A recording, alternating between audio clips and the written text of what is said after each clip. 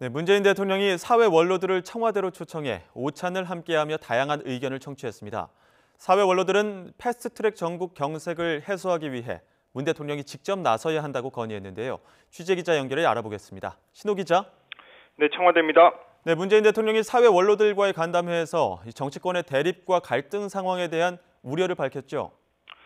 네, 오늘 간담회에서 문 대통령은 이 정파에 따라서 정치권의 대립이나 갈등이 격렬하고 또 그에 따라서 지지하는 국민들 사이에서도 갈수록 적대감이 높아지고 있는 현상이 가장 걱정스럽고 또 힘들다고 밝히면서 발언을 시작했습니다.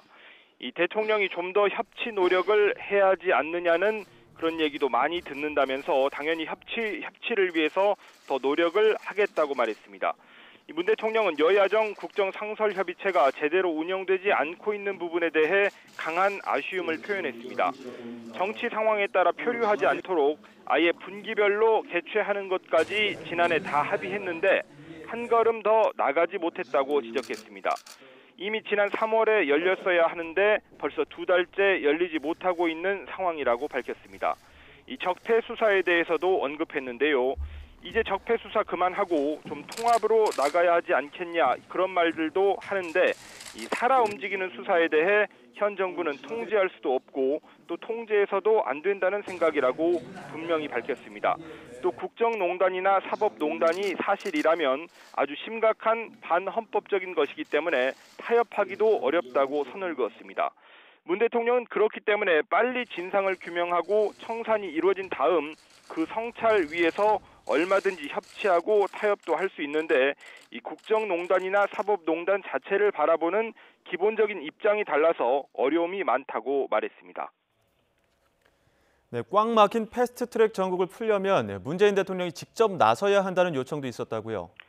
네, 그렇습니다. 정치권의 심각한 갈등을 풀기 위한 노력과 함께 이 취임 2주년을 지나는 만큼 국정 운영에서 성과를 내달라는 원로들의 목소리가 많았습니다.